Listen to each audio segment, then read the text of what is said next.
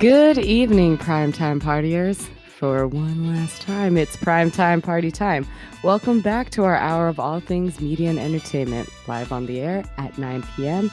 at ptptshow.com and on your time, wherever you stream podcasts. Tonight, we are going to go over the live action Cowboy Bebop. What are our thoughts? How does this compare and contrast with the original anime? And also tie up some loose ends and kind of seal up this era of primetime party time as we rebrand, restructure, and bring you something new in 2022. Daniel, how you doing?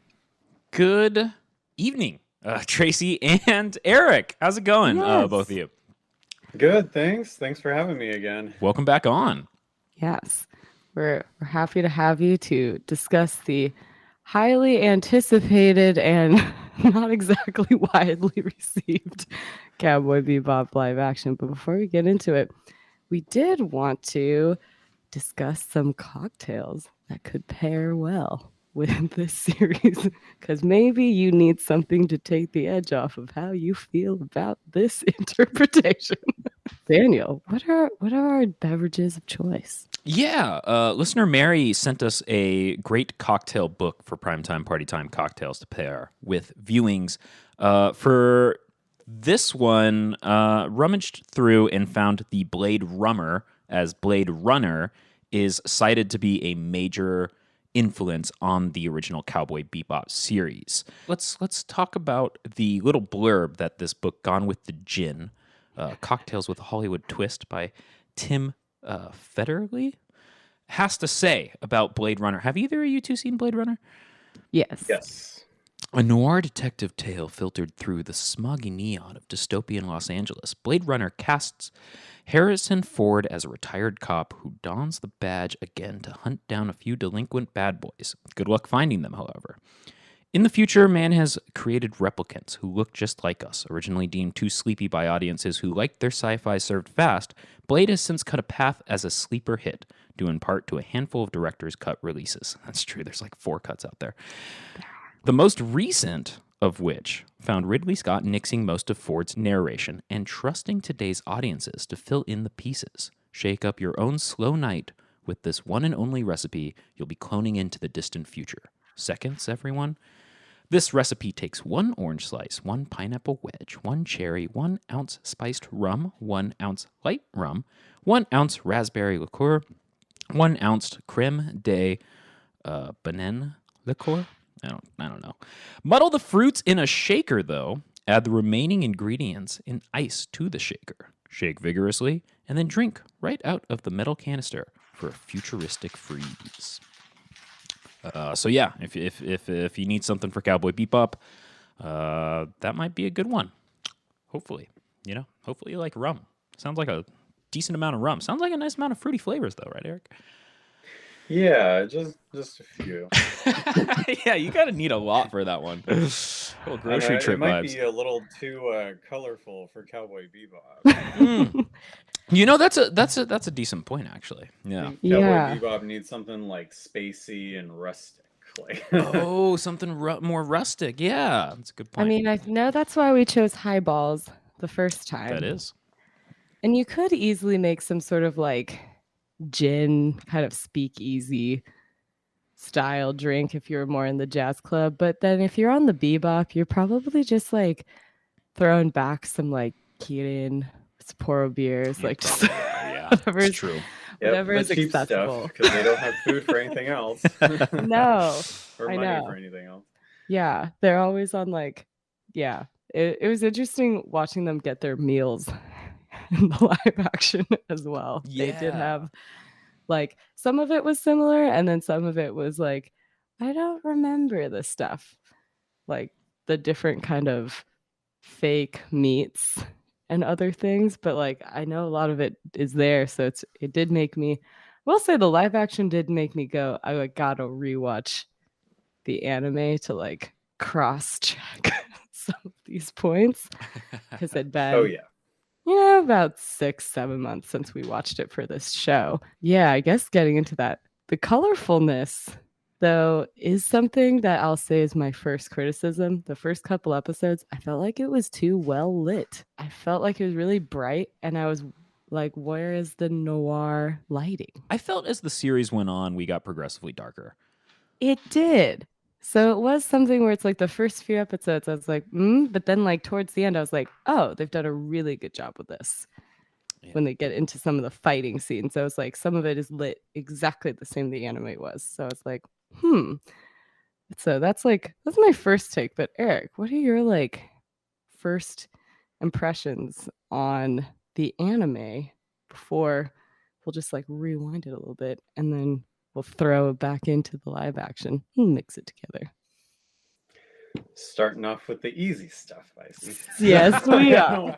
Kind of warming up to the live action. Yeah, no, the anime is one of my favorite animes. I think it's incredibly good.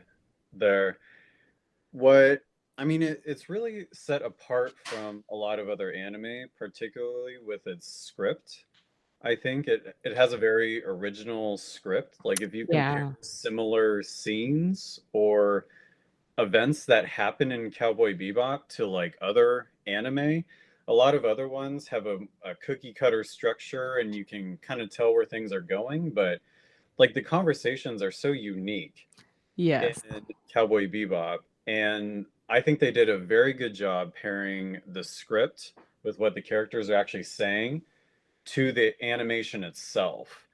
So you really get immersed in the story a lot better. And just kind of like the idea is a little bit different too. Like space cowboys, like what, 200 years in the future or 100 years? I forget the exact timeline, but they don't feel like the audience is stupid. Like they don't have to explain every single part of the world. You kind of just learn things as you go. They did explain a few things about Earth over time, but everything else you kind of just pick it up as you go along. But how Ed can like eat a bunch of poisonous things, they did not explain that at all. No, but I do appreciate that part because I mean, I love a lot of long form animes, but the one thing I don't like is the world setup takes so much. Like it's not for some of them, like Inuyasha that we've discussed. It's like 3 seasons of setup before you're getting into like major plot points. And similar in other ones, like they'll take their time, but this one they're really like you'll follow along for the ride. They're confident in that, and they do a pretty good job of like you could drop in and you not know everything. It won't be as significant as if you watched every episode, but you'll still get it. So I thought that was smart. They do kind of take points from they list Blade Runner as a high influence, and then another one is called Lupin the Third, which is also was an influence for like Indiana Jones and other things. So it's like which has a very similar like cast setup. And so they do that well, but they almost do it in this like it's not quite Star Trek, although it feels that way. It's not quite Futurama, even though it kind of feels that way. They're just kind of like the whole like, space cowboy concept is very fun and I think very original. And they do some of that like there is noir detective notes. There are some like Western type influences when you get into the fights and stuff like that. It's a lot of like duel and like just 1-on-1 or 2-on-2 kind of thing until they get into like, the endings so much. But I do like that they like go to places and it's like new Tijuana and like new Tokyo and like all this stuff. And it's just I don't know. I felt like watching it, you didn't feel like the anime was animation. Like they did a really good job of drawing you in and just being like, you're in it. You're in this world. Yeah, and I agree. I would say in the live action, we have all the technology, but you might not feel that same pull. Right. Okay. Right. Okay. I mean, actually, the animation for Cowboy Bebop, because it came out in the 90s, I mean, that's my favorite type of animation. Everything coming out of the 90s just feels so not. I mean, it's just the incredible detail that they put into it. And it feels more real and feels more tangible than anything I've seen in like CGI related. Yeah. stuff. So like Akira is another great example of that type of animation, and it's fantastic. Like I think it still holds up today, and that's how like all of Cowboy Bebop is basically animated. Yeah. I agree. So, as we have fanned the anime heavily, now We into the didn't live get into the action. characters. Do you want to get into the Oh, that's also Well, true. Do you want to like talk about how the characters are in the anime and then we'll segue into how they are in the live action? I guess they kind of go together because a lot of the Yeah. problems I have with the live action are how they treated the characters Yeah. based on the anime. So for me, the biggest one for me is Ed.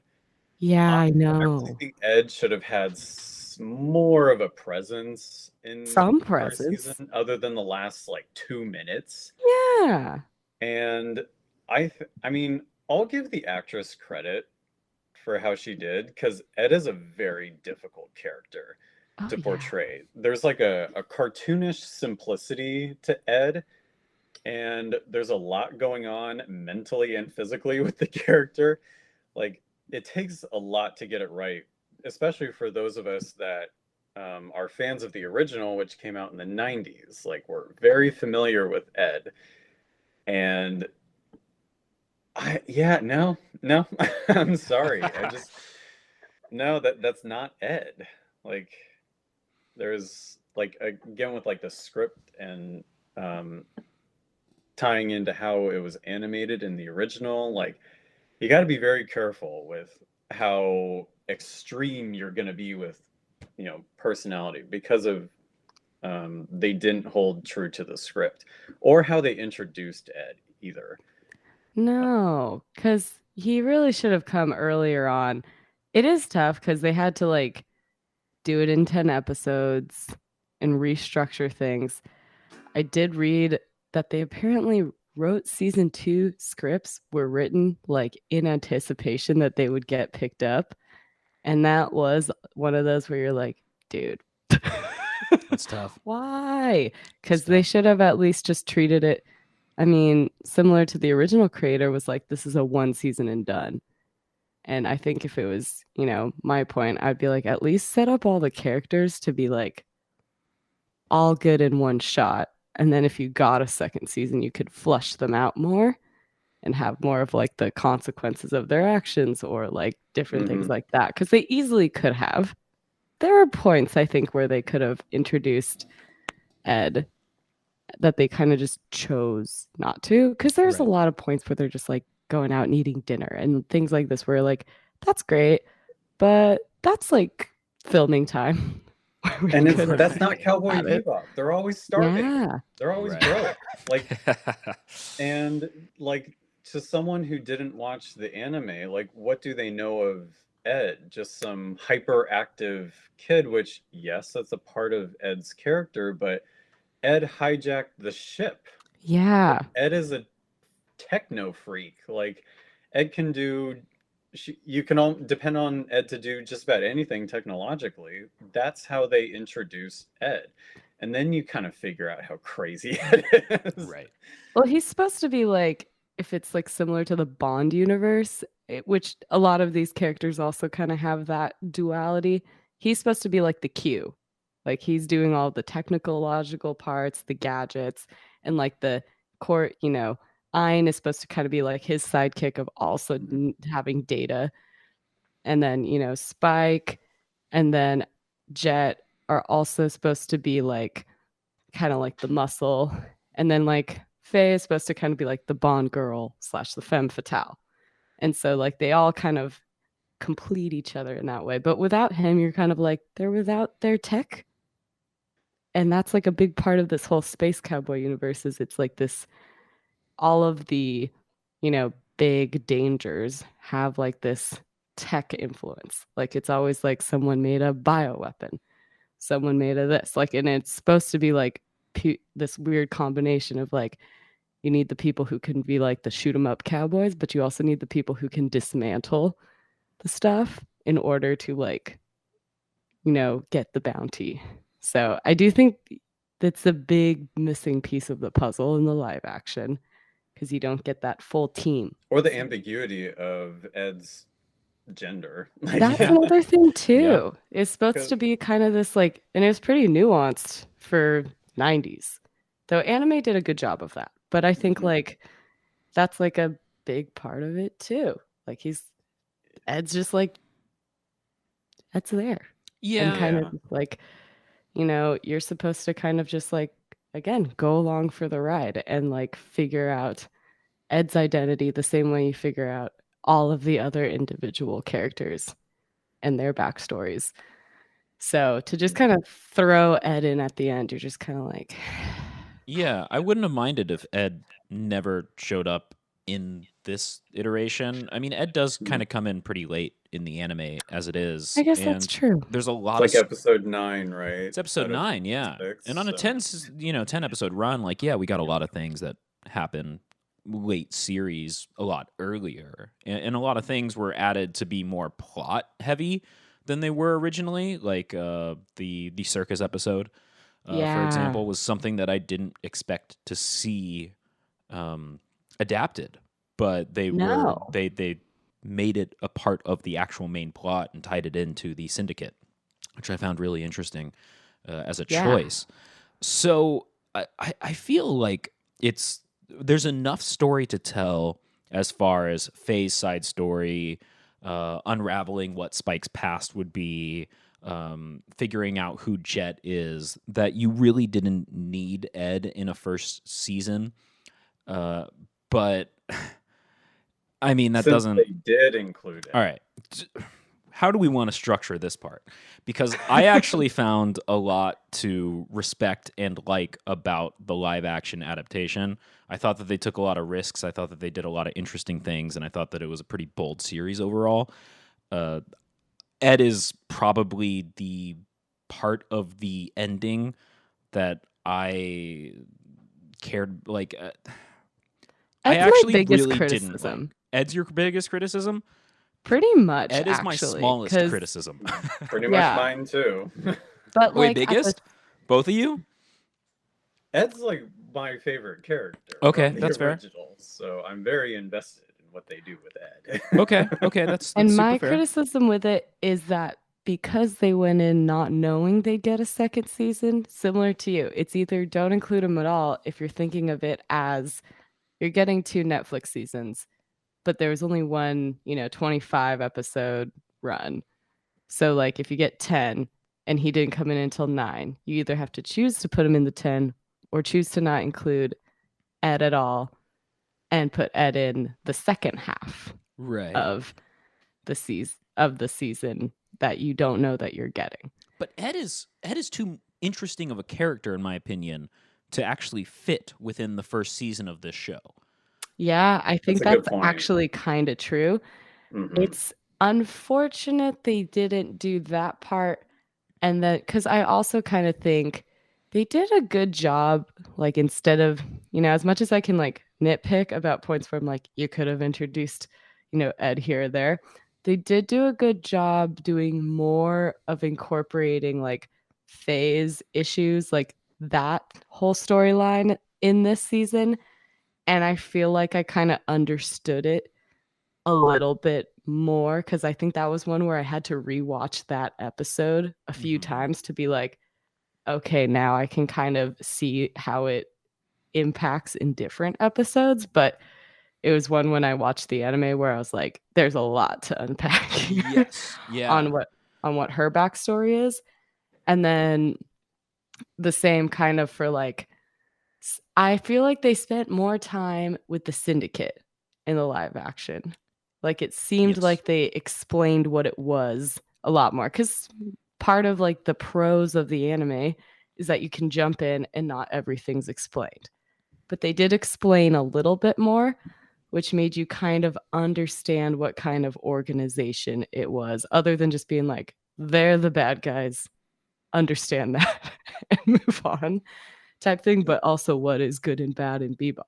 And Right. so that's kind of like in this one you see it more as this like weird, like almost culty, like spy organization, but it's, obviously assassins, but it has a little bit more to it. And you also get, the biggest thing is like, how do we all feel about Julia?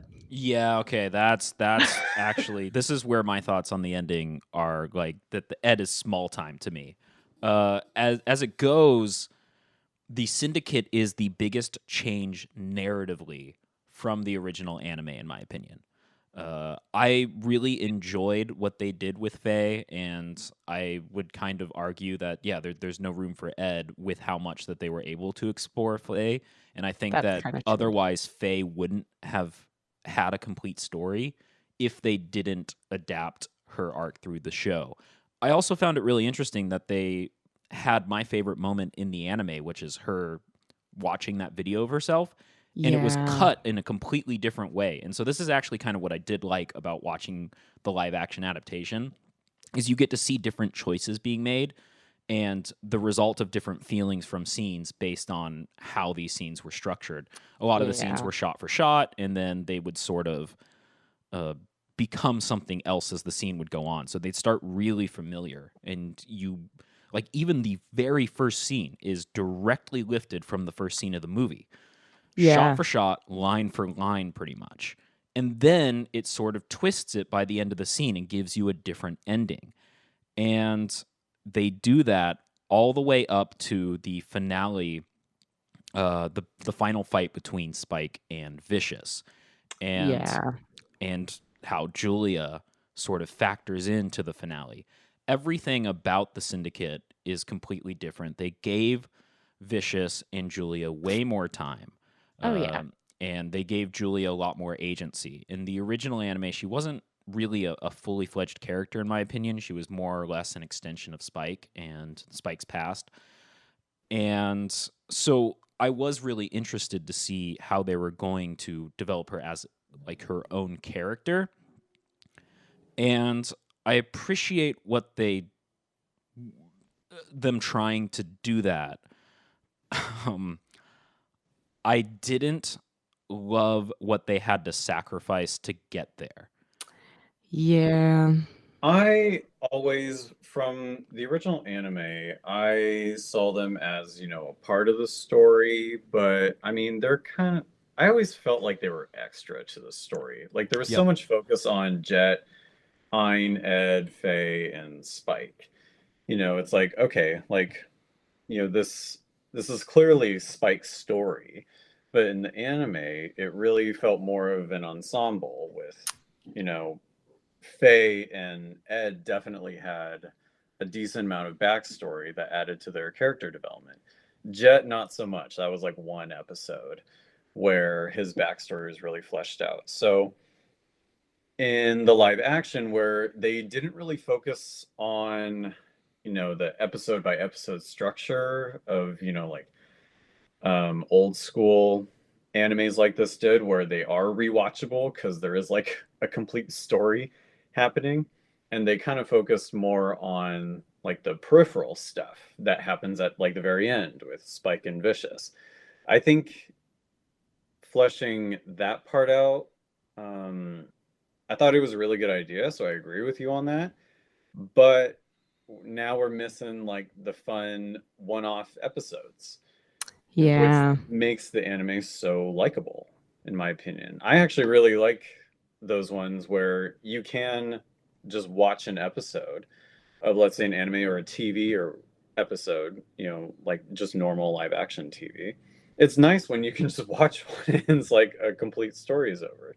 But focusing on, a multi series arc for, like where you're picking and choosing, I think it was a good idea, but then also a bad idea. Yeah, it is different that they did a series long arc. And it's hard because the anime arguably does both. Like it is evergreen, but then it also is building up to something. But it is one where like the buildup is also, I don't know. It's one of those where it's like it is getting to something, but since it is so final, you do kind of go like, yeah, like when I rewatch it, I don't necessarily have to feel like I'm like, I have to rewatch it to get to the end because I'm like, we all know what happens. I like to go back to like the fun episodes, to your point too.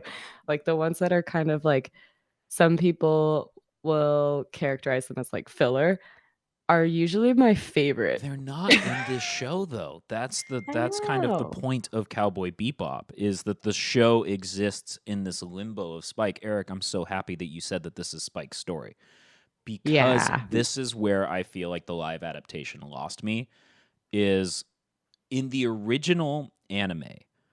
And this is the mark of a great ending, in my opinion. Spike decides for himself that it's time to confront his past and end it Yeah. all.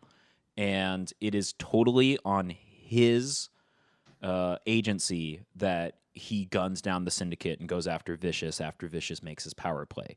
And you see how people like the twins and everybody, how they react to Fearless being back. And it's all within Spike's power, and it's all this character that you've watched that you don't want him to go through with this, but it's all his decision.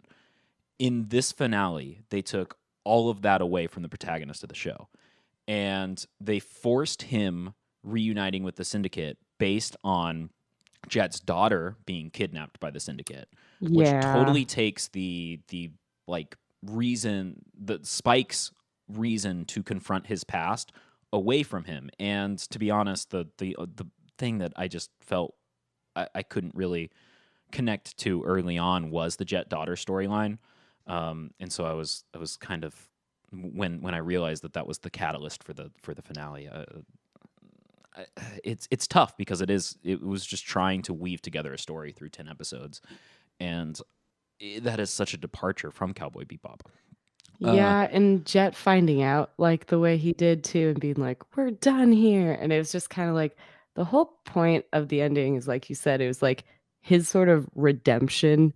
Right. And it is like somewhat of like a suicide mission and all this stuff, but it is also him being like, I've kind of paid the price of my choices, and I need to make these rights so that all of this, the future isn't impacted from, all of these different things. And so you do get this thing of like, he's kind of he has all his character flaws, but they're all kind of like, well, he like has this big, like kind of anti-hero moment at the end. But you don't really get that from this one because he kind of gets away with everything in a weird way. No, yeah, everybody does. Like, that's the weird thing, right? The Is weird that they part. take shot for shot the finale, the final fight, Yeah. and Which then was very cool to see. it was very cool to see. This show, Yeah. it there's a lot of accomplishments behind this show, and honestly, the visual style was a ton of fun, and I Yeah. really hope more shows decide to have that much fun, as much as Cowboy Bebop did. There's a lot of just straight up inspired moments in this series, and I really do applaud that. But it's really tough to totally take that finale away from your protagonist, away from your antagonist, and give it to Julia, and Yeah. make the entire ending episode a setup for like Julia's reign of the syndicate, which we'll now never get to see because of the cancellation. But Unless somebody else picks it up. But I don't really think they will. I also think like it's hard because then for a second season, you're like, so what is your finale moment? Because you just used all of the best stuff. Like right, the way they did the shot for shot of that fight was so successful. And I loved it. Like every moment of the live action where they did shot for shot the anime, I was like, this is so impressive. I love it. yeah, and what do But we trade it for? yeah, Because now there's no past for Spike to go back to. no, unless it's There's just like for him to go like against Julia in the same way, but then you're kind of going to be like, I've seen this what's the already. MO? Yeah, they could have extended the first season to be like, you don't get that climactic ending the way this one did, and have it be like, you take those other plot lines with Julia and Vicious, and those happened in a second season, and then they flushed out all of the characters and here a bit more, gave Ed some more screen time. Like, Right. there's ways they could have done that where I think people might have given them a little bit more time in that sense. But for this one, it's just like, I loved it. But then I also was like, but what will you how will we get that same ending? I guess the answer is like they would just pick a very different ending. They would have Yeah. to at this point. You can't go back to that moment now that you've used that moment. Eric, what are you Yeah. about to say? I think this comes in the problem when you don't follow the original content. Like I Yeah. think the idea of fleshing out the syndicate and Julia and that whole part of Spike's storyline a lot more. Sure, you can consider that creative liberty, or maybe they got some recommendations from the original creator, but that's like a positive thing. I think all three of us can agree on was a good thing Yeah. for the live action. But when you're introducing Jet's daughter, who I really don't think is in the original season, I don't think and so either. Julia definitely does not take over the syndicate. Like when you No. No. start completely making up new stuff that like you're totally changing the plot, like no one's gonna like it. Well, yeah, and that's the tough thing, right? Because there's this question of would this series ever be able to exist on its own without the comparison? And is there merit to it trying to do so?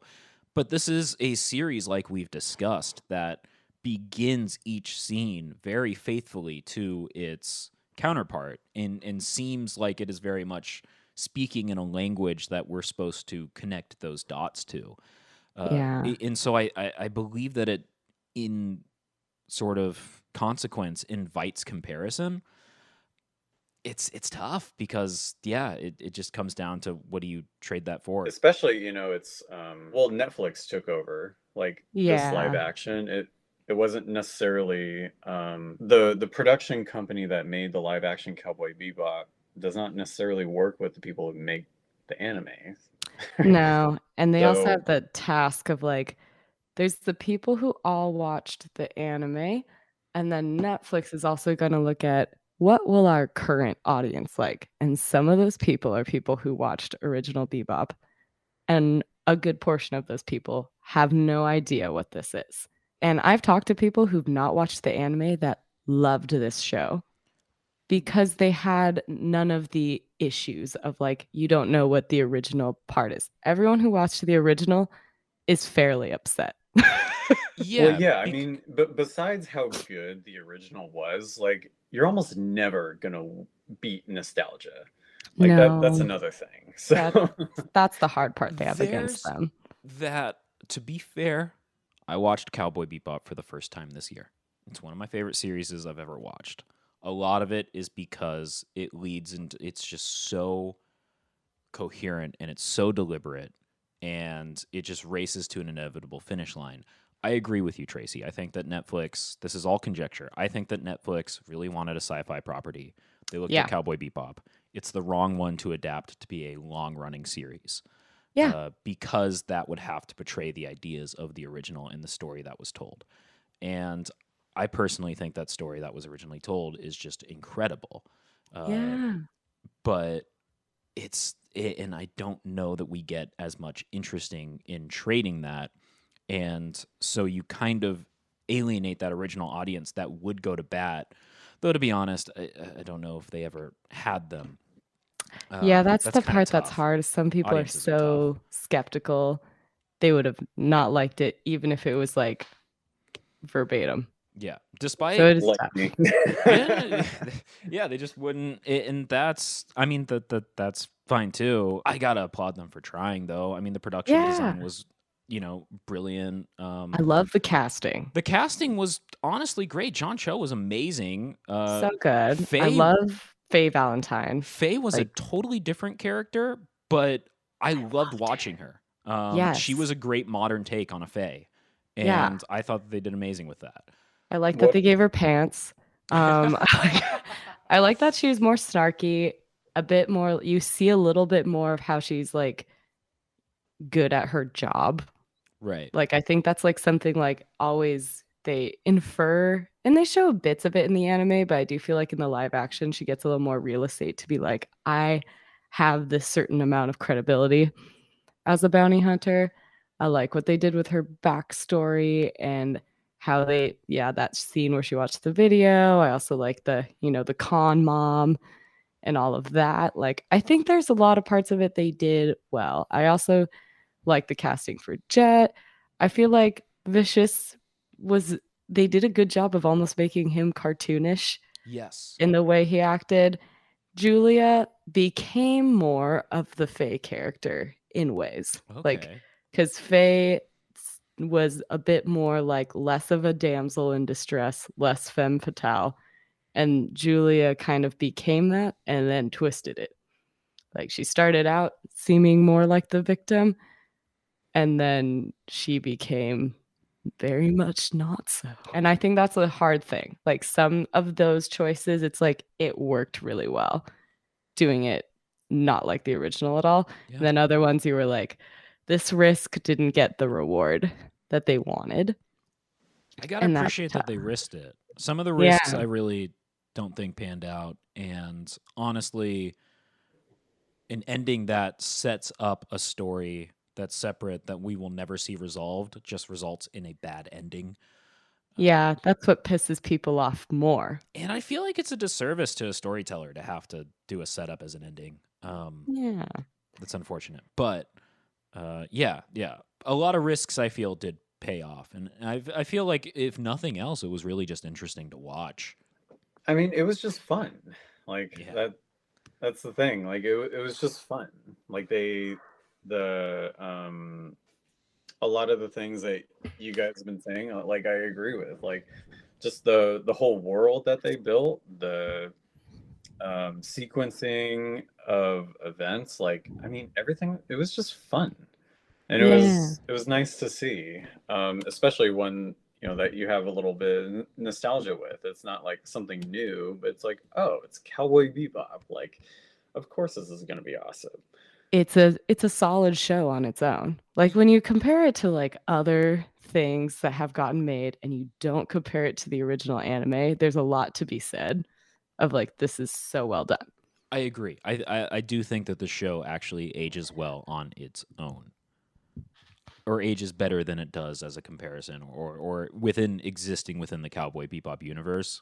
I do think as a standalone, there's a lot to dissect about it, and there's a lot to sort of enjoy about it. And as a live action adaptation, people are mad. It's better than a lot of other live action adaptations. So I will say that. Yeah, I think I'm a little different, where I really like holding true to the original content because I can't unsee it.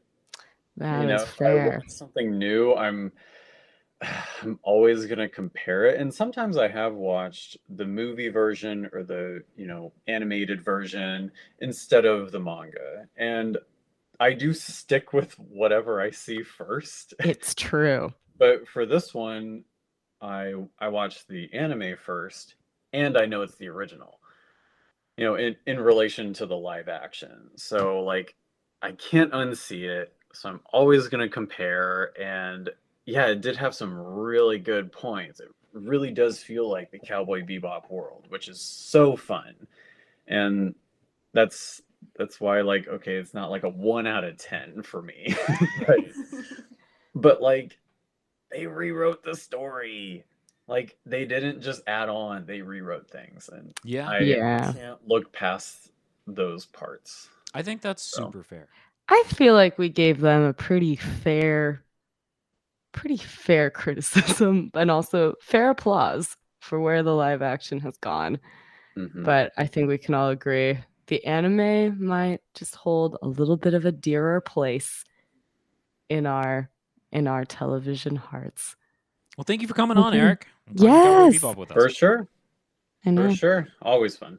And that was our take on the Cowboy Bebop live action. If you want to watch it for yourselves, it is streaming on Netflix, and we have clear spoiler alerts throughout. But at this point, if you haven't heard it from us, you've read it online. So we'll take a little break, have a few musical numbers from Justin Wright, and then we'll get into our loose ends.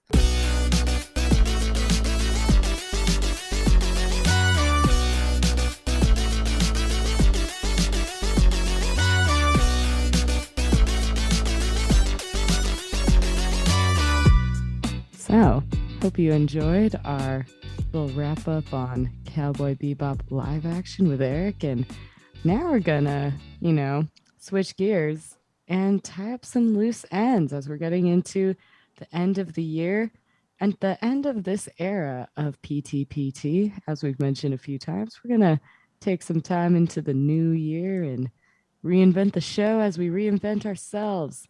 And before that, though, we have a lot of final thoughts that haven't quite made it into their own bespoke episodes. So we're kind of just going to rapid fire a bunch of different TV tidbits on this segment of Loose Ends with regulars from the show. We got Wendy, we got Brandon, and Hello. we're going to talk about pretty much a real array of genres and shows, some that we've mentioned on the show before, some maybe less so. So yeah, let us kick it off. Daniel, you wanted to talk about the lack of Jennifer Love Hewitt in that Sailor Moon song. Yeah, we had a trivia segment with Mary in episode 33, I want to believe. And there's this song in the Sailor Moon movie that online gets credited to Jennifer Love Hewitt. It is absolutely not Jennifer Love Hewitt. And I've been meaning to make that distinction for a while, and I thought that should be on the record on this show. Because we never got to talk about Sailor Moon, but that song is it's by a different Jennifer, not Love Hewitt. That Love Hewitt, always trying to take the other Jennifers in the songs, Yeah. particularly for Sailor Moon movies. Their I viewerships. wonder if there was another music career for Love Hewitt to make that distinction. I'm sure there was. But no, it's a good little update we have on there. And then moving forward into, we did do an episode on Monsters in Progress. And has anyone continued on that show? Oh, I definitely did. I am getting the impression no one else did. Nope. But I watched all 10 episodes and it was just okay. That's all I can really say about it. Where did Tuskman end up? He ended up exactly where he wanted to be. He wanted to be a scare, which eventually was made obsolete, but he became like a funny guy. And he got to make kids laugh for energy, and he finally met his goal. Yeah. Interesting. I thought they were going to really stretch that out for like more seasons. I think I made it to episode 7.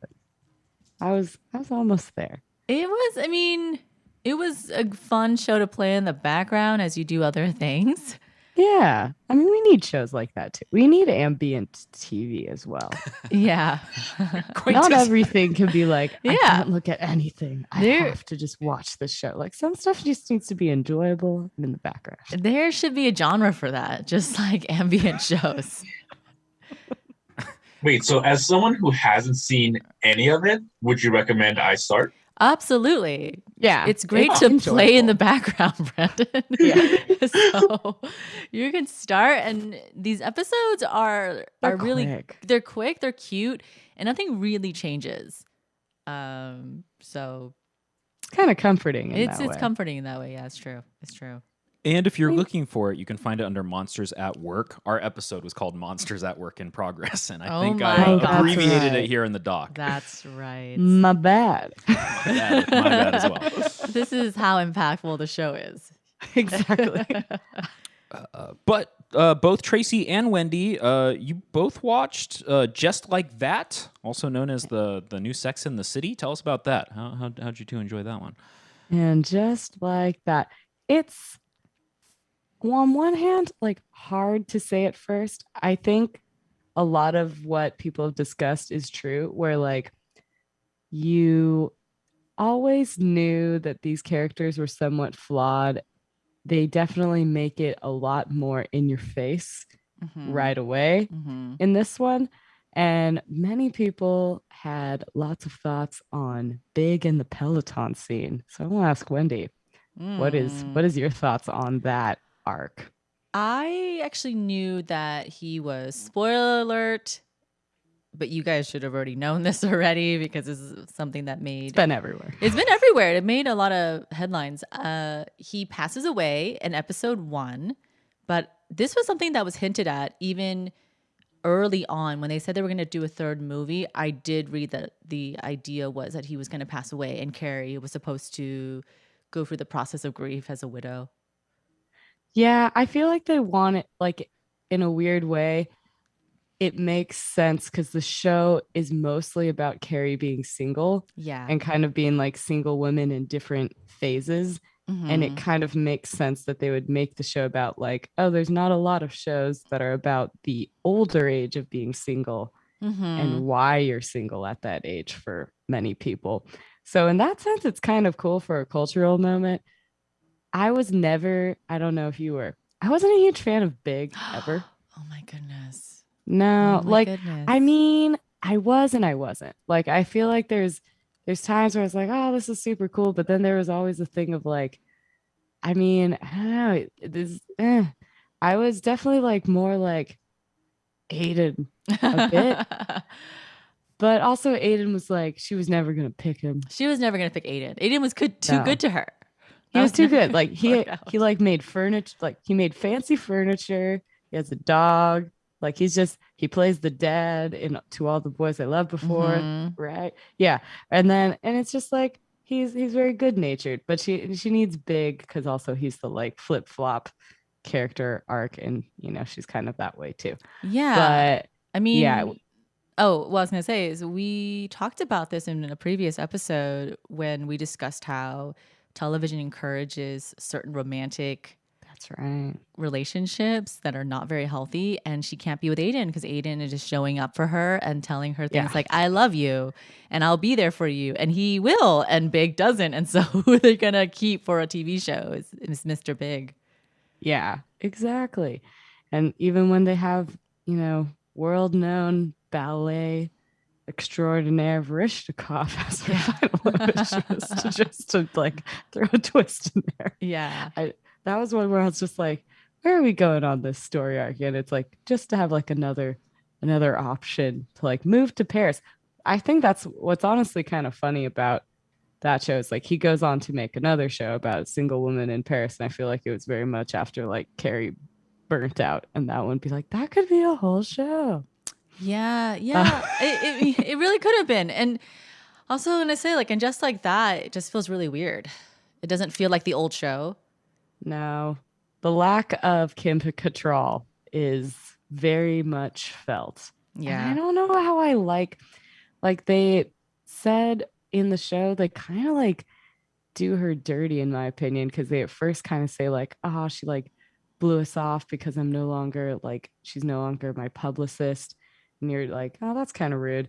And then they like have her be the one that gives these really nice flowers for the funeral, Right. as to kind of like make up for it. But I'm like, the way they did the writing, I was like, I don't give a lot of like, substance to a lot of the tabloid things of like they're feuding or something. But I was like, if that's how you're gonna write that character out, there's apparently some upsetness between people, because that wasn't that nice. It wasn't. And I think there's more legitimate reasons why people aren't able to have lunch with you every week. Yeah. In real life. That's true. That doesn't need like some argument over business, which was happens in the show. And obviously they tried to add more people of color, which is nice, but yeah, just like that kind of fell flat because it just felt really inauthentic. The scene with the professor, I was just like, oh, it was really awkward. It's really hard to watch. You're also just like, was this character always supposed to be like kind of like small-minded? Because I kind of didn't get that vibe from the earlier show, but then you also kind of go, they never really discuss too much. So it's like it's hard to really know, and maybe like this is their way of kind of being like, and they kind of do the whole like boomer thing in there of like, we don't know what to say, so I ended up saying the wrong thing a bunch of times. So I was like, yeah, there are many ways you could have just not said anything in those situations. And then she does like the thing with the security line. You're like, dude, just like stop. I know. But they are like making a point about certain like kind of tropes. So I feel like there's some like good reasons. I feel like I'm watching it more to just be like, where are they going with this? Right. And less because I'm like, I am so impressed by what's going on. But like because and even some people have said that one character they felt like has like aged the best is the previous wife of Big. Oh, who's just right. like please stop bothering me. Right. She's just the most mature out of everybody. Like I don't know what I can do to just get you out of my life. So yeah, I don't know. I'm kind of waiting for something to like, surprise me, because there are things when like shows come back for reboots, like the first few episodes can be a little bit kind of awkward, Mhm. and then it gets into a groove. I haven't felt that yet, but it's kind of hard to say. I feel like there'll be enough people who watch this just to be like they're curious that they'll get the viewership. So it's kind of Mhm. like curious. Yeah. Curious. Because it's like, it's just like that. I'll keep watching, but it's awkward. It's just really awkward. Everything is just really weird. Yeah, there's like a very specific charm to the original series that is extremely lacking. And a lot of it I think is also that's happening now, like cuz it is really quintessential like 90s, like late Yeah. 90s, like the fashion, and then, just kind of the different kind of divided up trope and like kind of bottled up versions of like this woman who's looking for this. Mm-hmm. And like now I guess it's like it's hard watching it because even that has kind of like grown to be like a more complex view on kind of like single women figuring themselves out. Is no longer just kind of like these 4 different types of women. It's like it's kind of gotten beyond that, but like, and there's been shows like Girls and like other ones that have kind of gone in that other direction. Right. So it is interesting seeing the same crew again, and it's almost like, I don't know, the rose colored glasses come off in some ways. And the other part is, I don't know if it plays into it that like watching it not able to relate so much to this generation that they're displaying now. Because I think before it's either like you're younger and you're watching it and you're idealizing it, or Mhm. you kind of become in somewhat that age group. And now you're looking at it as like things in the distance, but it's less kind of idealized and things that you want to achieve. And it's kind of like a little bit more of a harsher reality. So it is kind of just like tone shift in that Yeah. way, because you're not doing the glam so much of like, oh, it's like us at this club opening and me going on all these dates. But that's the thing. Like they did kill, Big off early on, and maybe it's because she's gonna shift back into that. But it's hard to say. Like the whole like formula of the show is different because it started off being very almost like psychological, and they would have like these pans of people like Mhm. answering this question that kind of a lot of people would have on something, and then she'd go do a deep dive into it. And now it's a little bit more kind of like, yeah, like the movies, more Yeah. extended. So we'll see. Maybe she will kind of like get back into a writing thing. But right now she's just kind of like doing the podcast with the one girl from Grey's Anatomy that plays like the host. And I forgot the other person who's on the podcast. But Oh, Bobby Lee. oh yeah.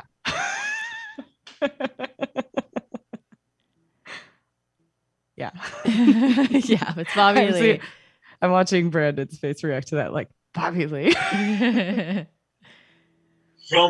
From Matt TV. Yeah, he's on the show. Yeah, he plays like a podcaster with, I forget the name of the actress, but like on Grey's Anatomy, she was Cassie, I want to say. I think so. Yeah. Or Yes. Callie. Her name was Callie. Callie, that's right. Oh, Callie. Yes. Married to Arizona. Yes. Yes. Gotcha. Yeah, that's so. Yes. So it's interesting. It's interesting. I feel like it's one where we'll have to just like, yeah, and just like that, I watched the whole series and I'm like, why did I do that? Or maybe I will change my mind and it'll be like, needed some time to unfurl itself. Mm-hmm. All right. So, Daniel and Brandon, did you guys watch the Sean recommended films? No Country for Old Men or There Will Be Blood? Real fast, I do actually have the prompt if we want to listen to it. Ooh, Yeah, let's do just it. found that. I would love to. All right. My other podcast movie recommendation is it would be cool to see a podcast that would do a comparison between There Will Be Blood and No Country for Old Men. These are two movies that I really like. They both involve these two questionable characters in terms of their morals. But I think they're also very different movies in that there's a lot more ambiguity in No Country for Old Men, and then There Will Be Blood has very clear goals. So it would be interesting to just hear what your thoughts on each movie are and which one you prefer. I only watched There Will Be Blood this year. No Country for Old Men, as far as I could tell, was not on any official streaming service. And there's so much on streaming services that I actually never really thought to go and find it the way that you would find things before 2 years ago. Brandon, did you watch either of these, both of these, any of these? I watched both of these, but I watched No Country for Old Men a fairly long time ago, and I don't remember how. But I know I was at home. It was probably like I might have watched it off like a DVD. I remember liking both these movies, but I also remember thinking, I don't think I understand these like high intensity character driven movies to the extent that I guess other film buffs do, because I like them. I like them perfectly fine. Like, I understand this is a good movie. I enjoy it. The characters are interesting. Do I think it like deserves all the accolades? I don't. I think like these are kind of boring. Like, when I get down to it, I watched it. I enjoyed it. I don't think I need to watch it again. And it makes me think that sometimes, hot take time. Okay. I think sometimes people like movies that they're told to like. Oh, okay. Yeah, like Interesting. this won all the awards. It's a hot Like, take. I like it because other people like it. Maybe you could just live with not liking it. I'm not saying people who like this movie are faking it. I'm just saying some are. Okay. There's like a ranking kind of bias that I think some people have. Like, I think it's similar to like, say you love a restaurant, but then you look it up on Yelp and people love it less. And then if you had never been to the restaurant before, you might kind of go like, 3 stars is not good enough. I'm gonna go to this other place. Whereas, and somewhat in the opposite way, someone's, gonna go to the 5-star place that's kind of bleh and just be like, but I have to like it. Everyone else liked it so much. So there is something to that. Like, I think, movies that make lists you want to watch, I think there's like some credibility to them. Like, but it does not mean everyone will be your favorite. Some of them you kind of are more like you respect how it was made or other things, and other ones you'll be like, I respect how it was made and I like it. So I think when it comes to I this, can understand top 100. I think it's one of those, like, just because it wins the Oscar, do you really think it's good? Because it makes, because like the prime example of this is Goodfellas lost the Oscar to, I think, The English Patient.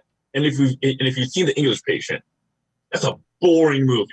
It's slow and it drags, and people say it's good, and I don't think so.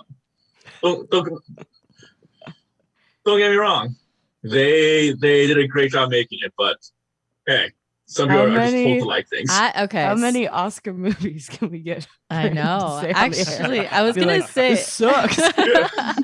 Brandon, if you don't like The English Patient, you should love the episode of Seinfeld where Elaine hates the English patient and she's the only one.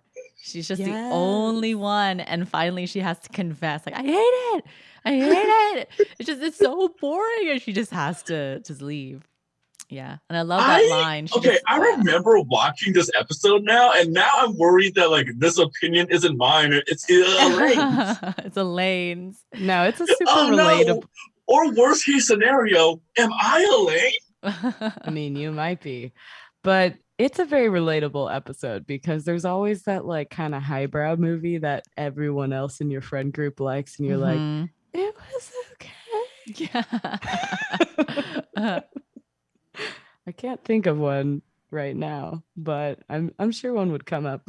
Oh yeah, like I mean, oh no. Yeah, my hot take is like some people just like have a lot more love for the Titanic than I ever will. But also it's a great movie. Like, but just some people I'm like, you love it more. My first viewing of the Titanic was Thumbtanic. And that's very So Daniel, what did you think of either No Country for Old Men or There Will Be Blood? Okay, full disclosure, and I don't want to go all film student on everyone. The first time that I did watch There Will Be Blood was in a film class. And the way that we were taught is that we would spend like 5 weeks on a single director. So we got to know Paul Thomas Anderson. We got to know what kind of movies he made. He made these American movies and what kind of ideas he worked with and how all the movies sort of like fit into the greater picture of who he was and what he had to say as an artist. So I love what he has to say. Like that year, and this is to your point, Inherent Vice came out. I took all my friends from home to go see it. Everybody hated it. Except for me. Yeah, you hated it. Someone tweeted, hey, we don't let Daniel ever pick the movie again. Oh my No, gosh. that's not your fault. I look forward to Inherent Vice so much. And then I was like, it's real trippy. It wasn't bad, but it was like bizarre. Yeah, and to be honest, like There Will Be Blood, I do find it an incredible movie. I love it. I love the metaphor. I love Daniel Plainview. I love the scenes. I think it is an accomplishment of a movie. I think it's really fun to watch. I think all the shots are like really incredible. As a Paul Thomas Anderson fan, like, you know, and this might, I don't know, you know, people might disagree with this. I prefer Boogie Nights. I like what he does in that. But I really do love There Will Be Blood. I cannot make the comparison to No Country for Old Men, though I do hear that it has a really fun understanding of narrative and narrative structure. But I can't comment far beyond that. I agree. Oscar season comes around. There's a lot that get punched up. For the most part, most years, I think like the top 3 front runners have like some sort of merit to them, and some years that's not true. But yeah, I don't know. I'm into it personally. I think it's pretty great. Yeah, I will say that Sean does go on some director binges. So It's a this good way to definitely watch was movies. like like what he said. I was like, yeah, there's also some Boogie Nights viewing. That's a good way to do it. Yeah, we do that sometimes around here. We're just gonna watch them all. We'll see. But yeah, and then Insecure finale. Woo-woo. This is your show, Tell us Wendy. more. It is. Yes. Well, because this is the last episode of the year and the last episode of the show as it currently is, it does remind me of like other finales. And we never talked about it on Primetime Party Time, mainly because I think I was the only one who really watched Insecure over all 5 seasons. And I wanted to bring it up because Insecure had its series finale this month. And I knew Issa Rae when she was doing Awkward Black Girl on YouTube years ago. I just remember my friends telling me, hey, there's this little YouTube series, and I was rooting for her the whole time because I thought this is so cool. And she ended up being in the news occasionally when people would talk about, oh, I think she has a new deal, but nothing really ever panned out. until I heard she was on HBO. And Wow. yeah, she's kind of been holding on to Awkward Black Girl for a while. I think in the first season, some of the people that was from the web series was actually in the show. But I think she was trying really hard to incorporate those actors. But I think over time they went more towards, Molly, Kelly, Issa, and Tiffany, like the 4 core friends of the show. Okay. Yeah. I remember watching like the pilot for this and then kind of dropping off. But how would you describe kind of like the dynamic of the friends on this show? Is there anything that you could, relate it to or something so that if people like me or anybody else wants to just like jump into it now that it's like all there, Yeah. what would we be getting into? I would say that they're really funny, but I think what's really interesting is all I can have to compare is Sex and the City, even though it's so different because it's like 4 women versus another pair of women, But fair enough. What I really love is that Tiffany and Kelly are closer, and Molly and Issa are closer. And they never hide that. That is really interesting. They all met, I think, at Stanford when they were either freshmen or just in undergrad, and they've been friends for all these years, but they are very clear that sometimes their friendships have a lot of ups and downs, and they're not always as close. Yeah, so they kind of go from in the beginning like, oh, they hang out a lot to hanging out less, and Tiffany gets pregnant, and then Kelly has issues with potentially losing her friend due to pregnancy. And sometimes they talk about, we're really close right now, but now this my best friend is dating another guy and she's spending a lot of time with him. So it's interesting. So they kind of go into like those like long-standing, childhood or like college or kind of eons long friendship dynamics where there's like the kind of ebbs and flows. Yeah. And then they're moving into different milestones and where it's kind of like we used to see each other every day and now we might see each other a lot less. Exactly. And like, what does that mean? That's interesting because I feel like a lot of kind of like not sitcoms, but kind of more like punchy comedy shows don't really cover that so much. Yeah, they don't. And even though there were times in the series I was like, oh, this season is just okay, it was really interesting that I felt a little sad that it was ending. That season 5 is the final season, and Issa was very clear on, I'm wrapping it up, and that she never really wanted to do more than 5 seasons. Yeah. And so there's not going to be any sort of spin-off. No, like I don't think so. I think she was very clear, like, no, like I'm done. This is the story I want to tell. And she didn't want to overstay her welcome. Or, you don't want to be that show where it's like, oh, people are asking, it's still on? I didn't know it was still on. Yeah. So yeah, the finale was pretty good. It was something that I asked Daniel to watch with me because I was very interested in getting another opinion, because Issa has been doing a lot of interviews to promote the end of the show, and someone asked her like, oh, do you think people are going to like the finale? And she said, absolutely not. People don't like finales. No one's ever satisfied with the finale. It's true. And she said, we wrote what we wanted to write. What was interesting is to cover all that ground, she did jump aheads or flash forwards. Essentially, she jumped ahead in time a lot. Okay. Yeah. And so actually, Daniel, I want to ask you, what did you think about it, the finale? It's the only episode of the show that I've ever watched. He knows a lot about the show, clearly. So I went in pretty blind. I do want to say, with context clues, my understanding is that the end of the previous episode and the beginning of the finale hinge on this really climactic moment in 2 of the major characters' relationships. Mm-hmm. And so there is this moment kind of after that settles, or as that's sort of happening, where Issa looks herself in the mirror and she asks to fast forward to the point in her life where everything's going to be okay. Hence when the time jumps start happening.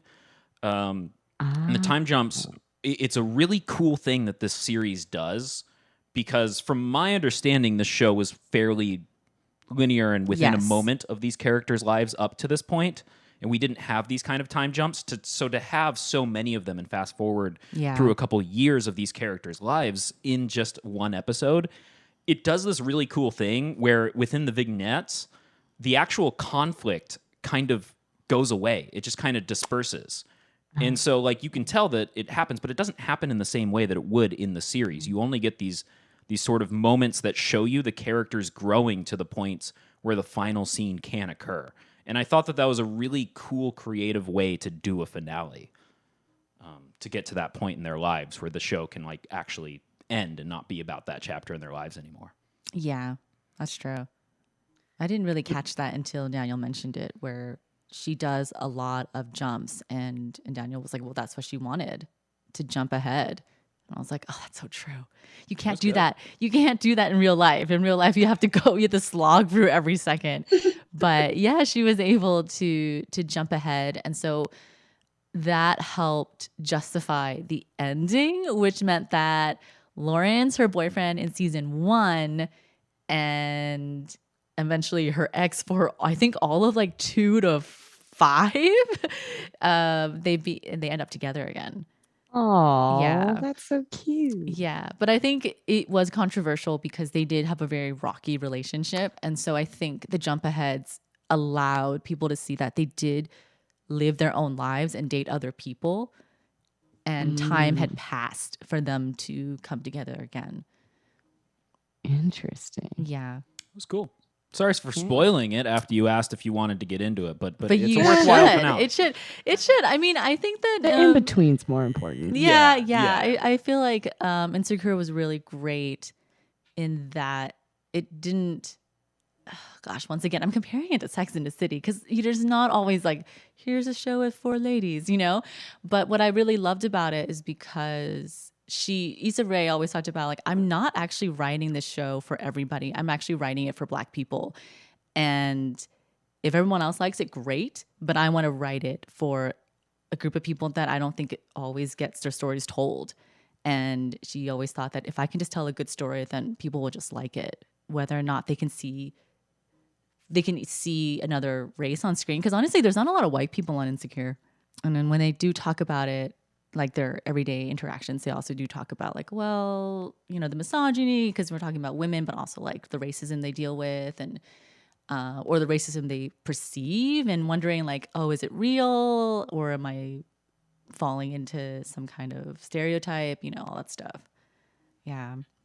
I like that. So highly recommend, everybody, even though now you know who ends up with who. That's okay. I feel like it's more about the lead up. Yeah, I agree. Some people are like read the last page of the book before. It helps some people. I get it. Yeah. I mean, you can see if it's satisfying, knowing the ending. Sometimes you like go build, back like, and kind of feel like, oh, this is how they're trying to stitch this together.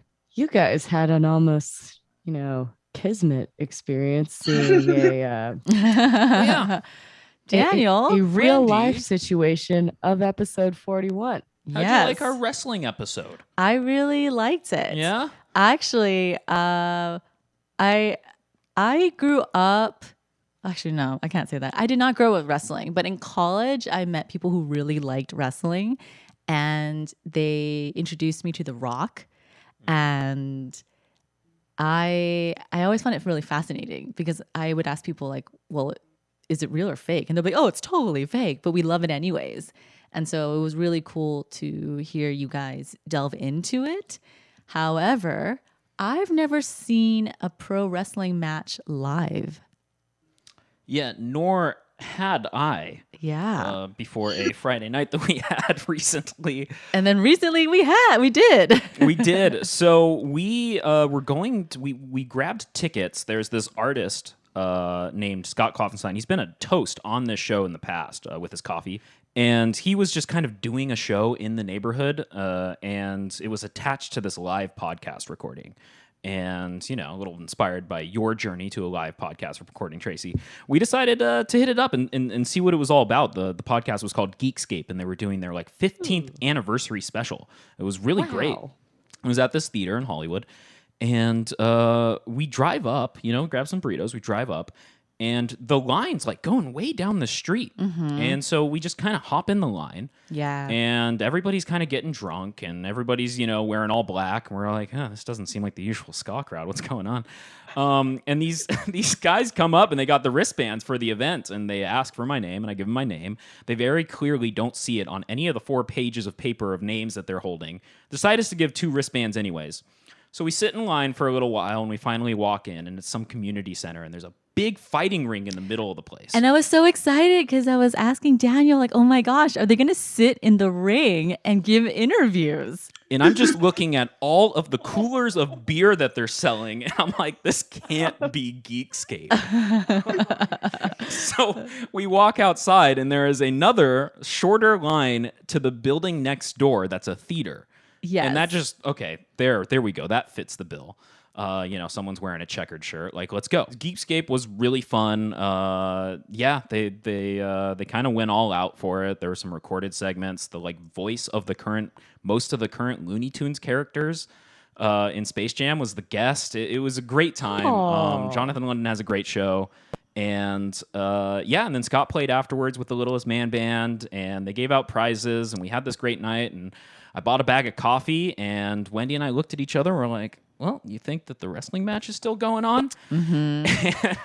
So we walk over to next door because we got our wristbands, and everybody's filing out. And I was so worried because I was like, we're done. We are too late. They are editing everything, and the night's over. We actually ask. We're like, so is it over? Did we miss it? And the first person who hears us is like, no, they're just taking down the ropes and setting up the barbed wire for the main event. So we stroll in, and the bouncer's like, what is that in your hand, and do you have wristbands? And so we flash our wristbands. We do have wristbands. Because they let us in, and I show him a fresh bag of coffee that I've just bought, and he's like, I don't even want to think about this. Get in there. And we stroll in, and we watch. Who were the fighters? They are Atticus Cogar and Jordan Oliver. For what? What was this wrestling league? What was his wrestling like? The wrestling league. Oh, it was GCW Game Changer Wrestling, and they had a barbed wire match. They were the final. They were the final fight of the night. Yeah, the Game Changer. Yeah, so we got in just in time for the main event. Yeah, and were they poked? Were they skewered? Oh yeah, they were, absolutely. They absolutely used the barbed wire. Yeah, they were bleeding. Yep, all sorts of blood. Used the barbed wire to the fullest. At one point, they took a door, put it in the ring, lit it on fire, and threw one of them through it. Yes. Everybody was chanting. It was this wild, visceral experience, and I understand now why pro wrestling is such a popular thing. Wendy, what did you think about a live experience of such a visceral sort of performance? I was horrified, yet I couldn't look away. It was pretty brutal. Yeah, Tracy's bottled up. It was. I mean, it's pretty brutal. I mean, everyone pretty much behaved themselves. But like I said, when we were in line, we truly believed we were in the right line. Yes. But there were so many signs that we just were not. A lot of red flags. A lot of red flags.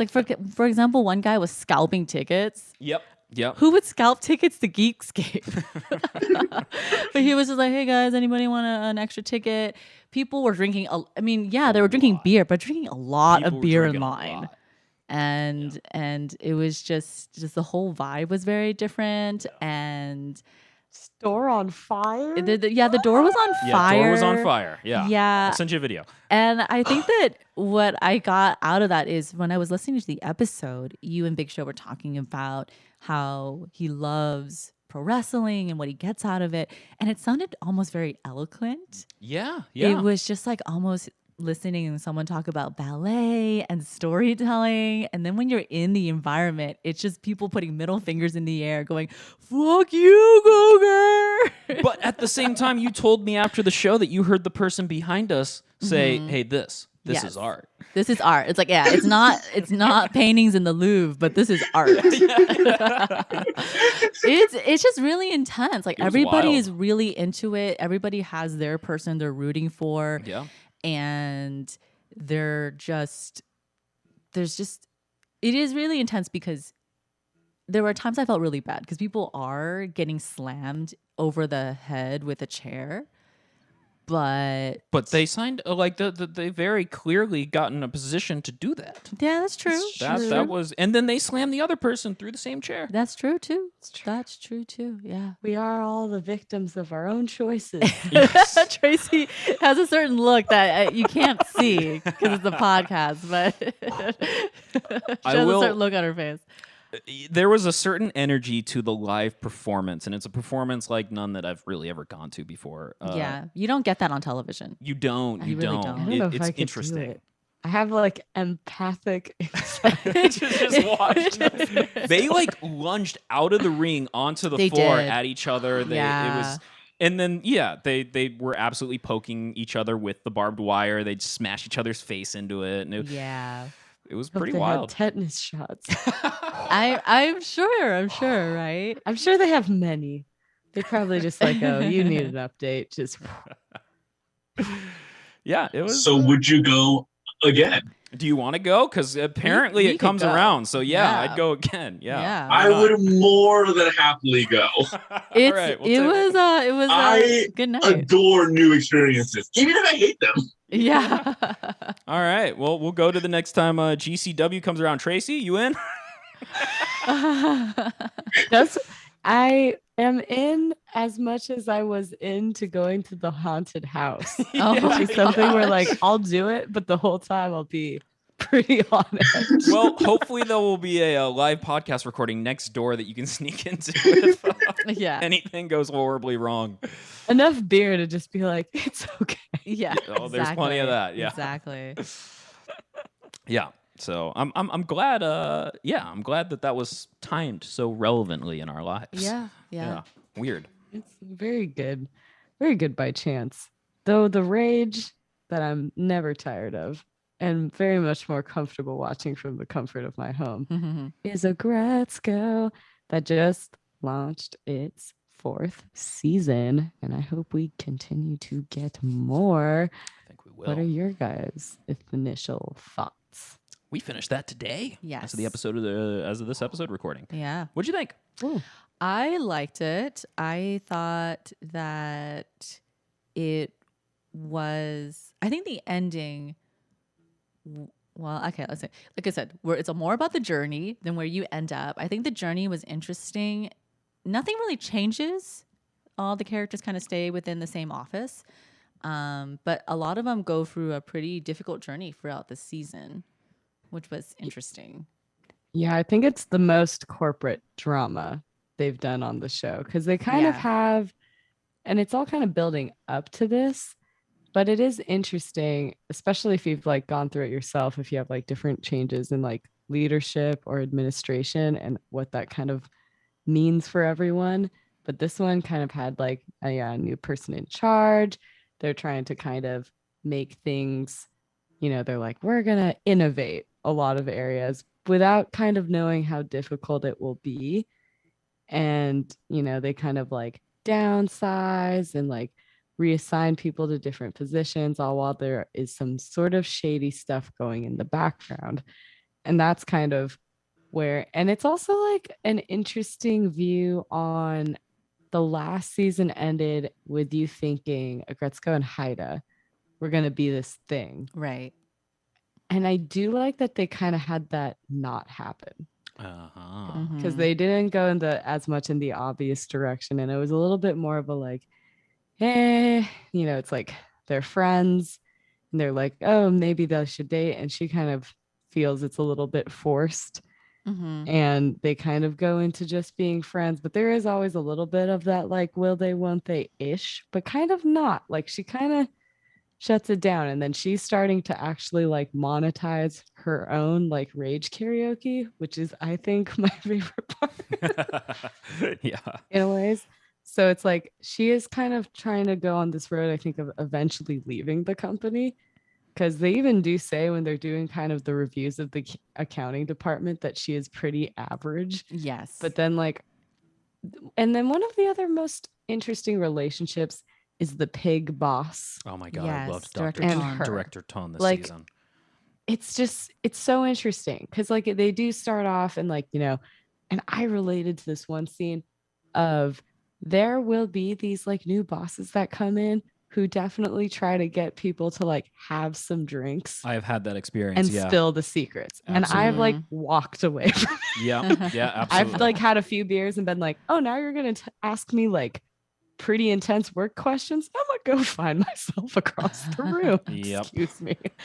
And like, that's what I do like about this show. They cover like these workplace issues that I also don't think get a lot of spotlight in situations like that, where she like said the wrong thing and got her boss, put into a different area that was pretty much like a, you're going to hate this so much you'll probably quit type of scenario. Yeah. And yes, this is a little bit of a spoiler alert on this season, but it's been out. You can decide.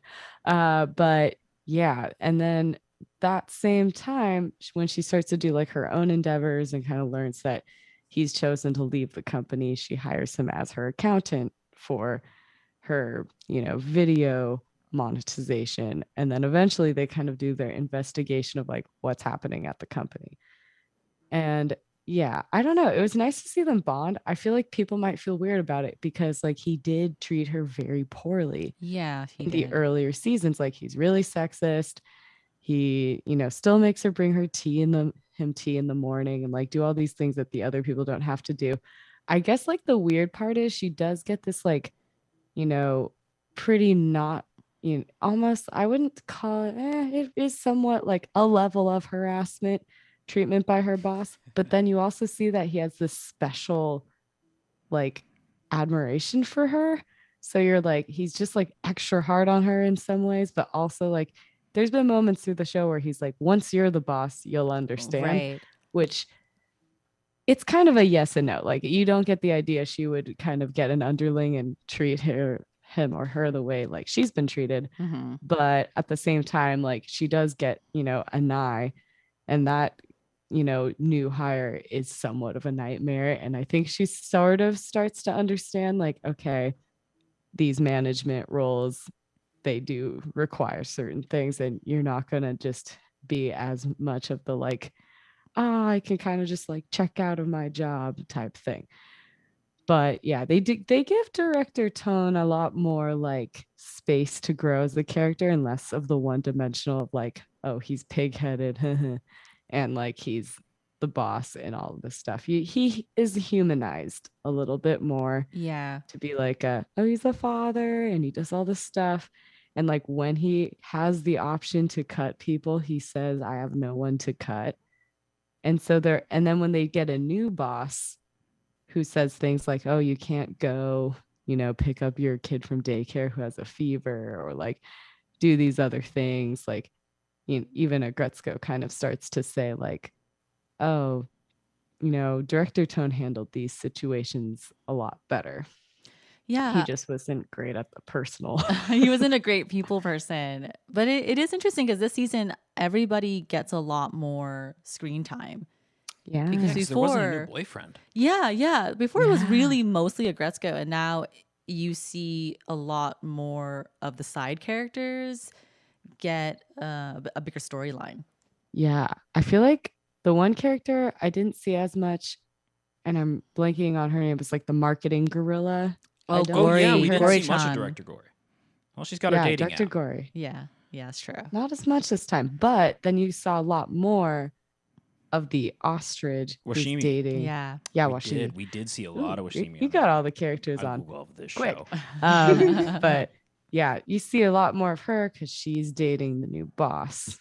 for a bit. Yeah, that was interesting. Wait, Yeah. what? Yeah, missed I that. felt that they had a very close relationship. You think she was dating her boss? I kind of felt like she was, I but felt that it was a possibility, yeah. No, that's inappropriate, guys. because she kept I don't like that. All right. she That kept seems like a having, violation these, with like, HR. fancy dinners, and I kind of was like, a lot of one-on-one fancy dinners. I feel like he has a lot of money. Every dinner with him is fancy, right? That's true, because he does take Aggretsuko and Finico. Fenico to the really fancy sushi Yeah, to sake get them to place. spill secrets. But then like also there was like a very like romantic like glass view, Yeah. like There was a city weird view fade out where at I one was point. like, and I felt like they were always kind of like not flirting, but then also like know, it I was a see. little bit Okay. beyond. But they didn't show anything, so you don't know for sure they were dating. But I kind of was like, since he was being kind of sketchy on the books, I was like, Mhm. maybe you're also kind of sketchy in this way. Okay, I want to say this since we're talking about dating in the show. Yeah. I really do think Haida and Aggretsuko they need to stop. Where is it Oh, really yeah. going? They date for like a second and then you're For- not even sure if they're dating anymore. I don't really understand No. that.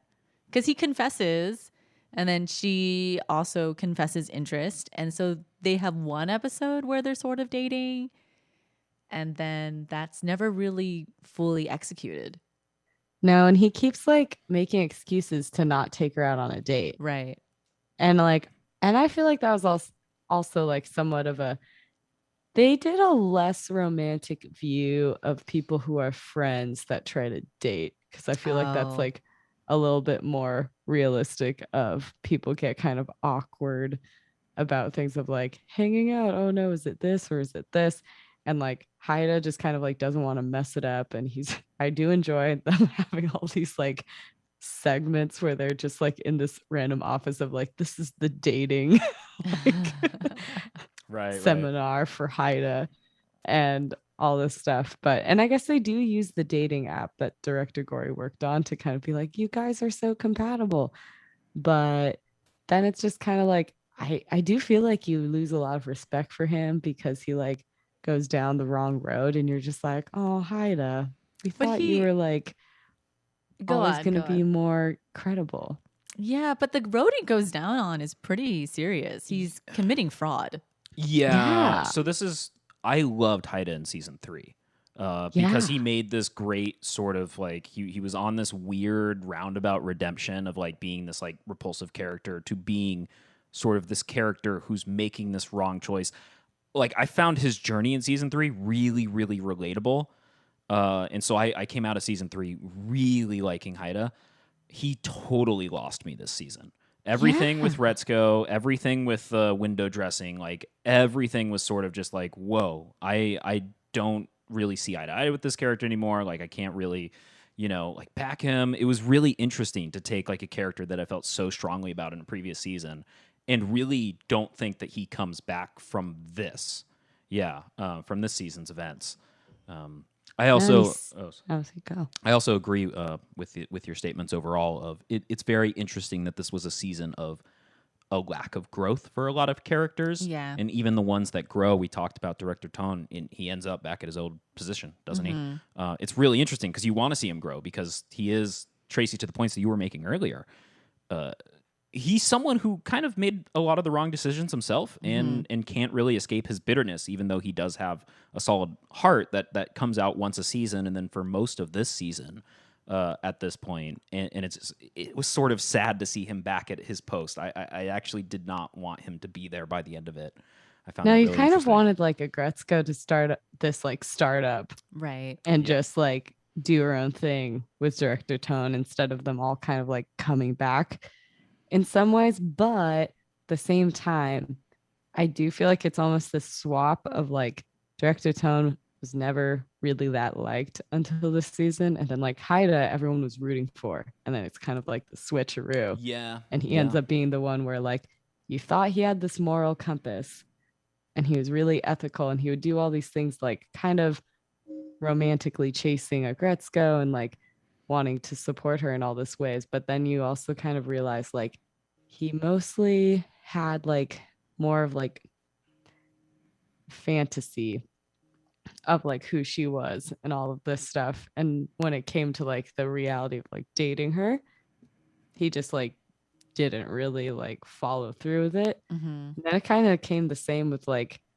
the accounting department is, he would say like, I'm staying late to do all this stuff, but it's like, it was all just plain pretend in that too. But that one was bad because you're like, It's really this bad. is very illegal. And like, Yeah. that's the one person who doesn't come back to the office Yeah, absolutely. for obvious reasons. And then you're just kind of like, oh, I don't know. That's one where I'm very interested to see what they do in a next season, because it has to be her leaving the company at some point. Because she already kind of does it for a bit for the idol band, but it was maybe too big of a leap. But I could see her kind of like becoming like, having this like doing more of a startup thing, or becoming like part-time and like easing her way out. Because you do see that she's having like, I think, a pretty also relatable journey of wanting to leave corporate and do an artistic endeavor, but not wanting to leave the comforts as well of what corporate can give her, and the stability of having a pretty essential role.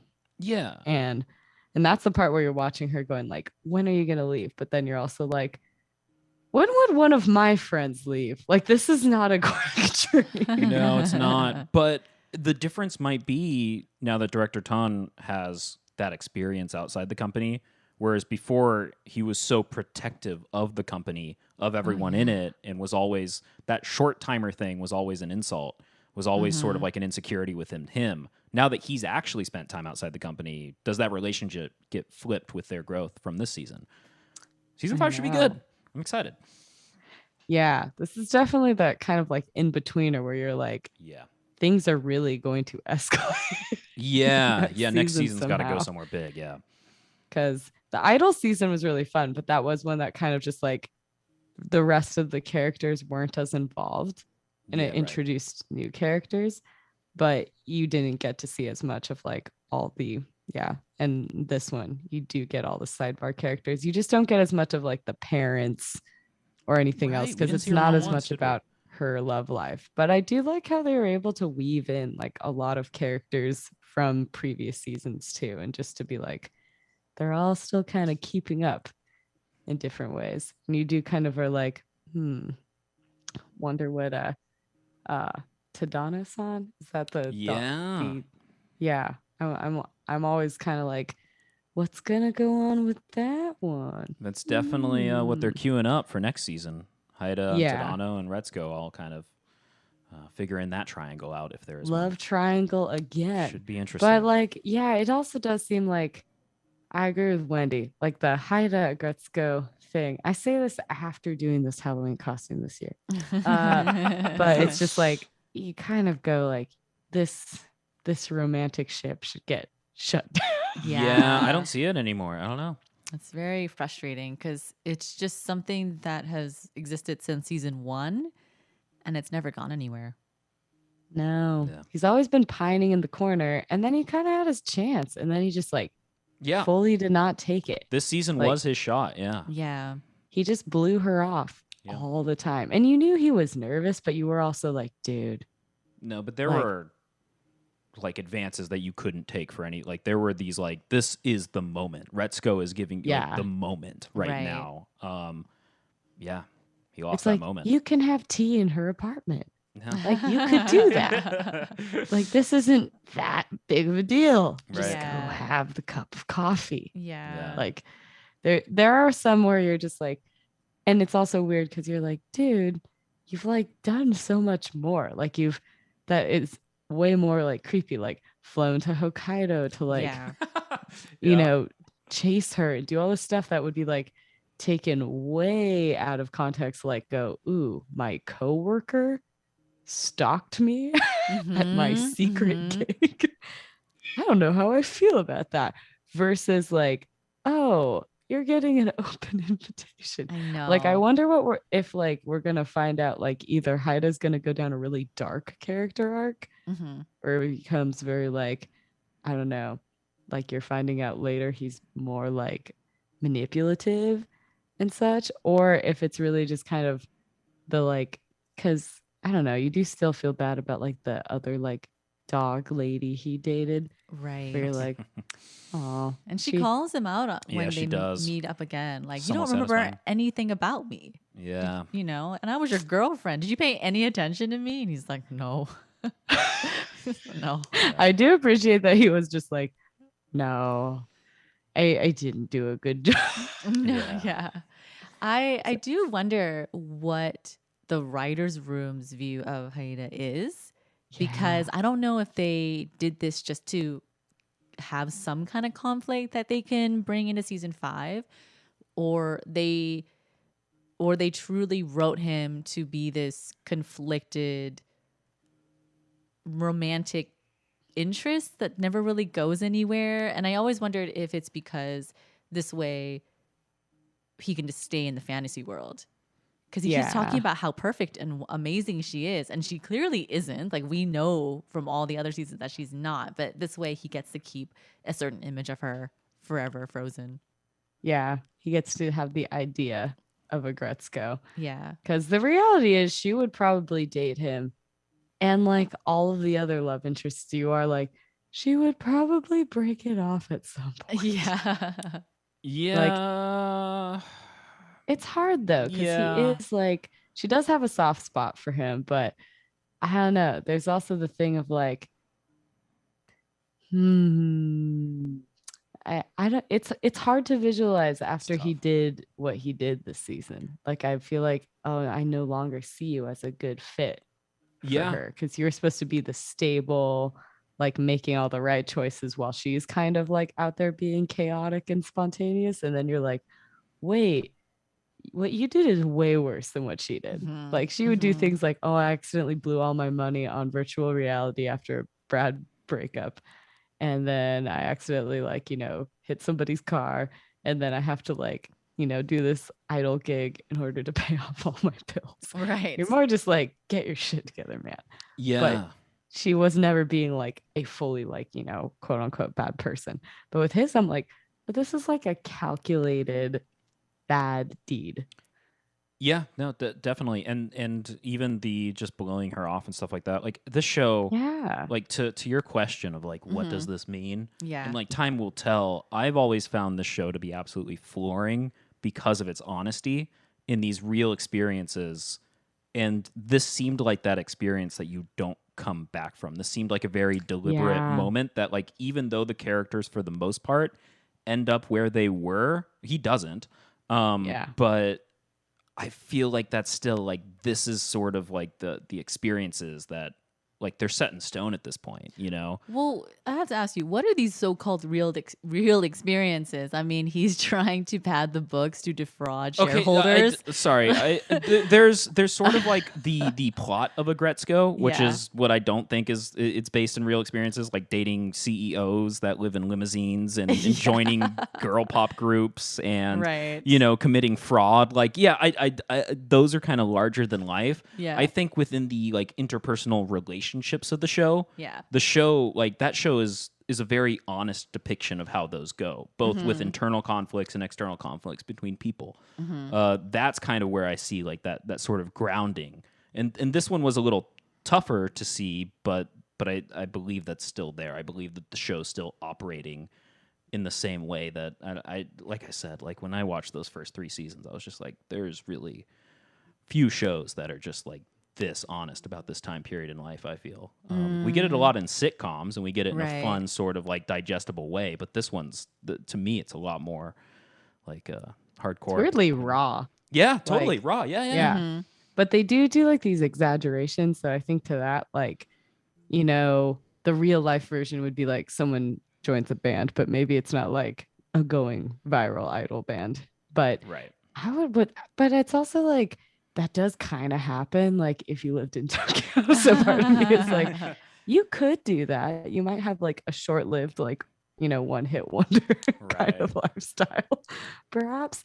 But at the same time, I do think like there might be people that wouldn't do the amount of like window dressing, like ultimate fraud that he did. But I think everyone knows that coworker who's like, you know, maybe not doing their job the way they should be, or like not being a great team player or something, and they have to be like, she's put in the position of like, I have to kind of investigate this because it's affected other people.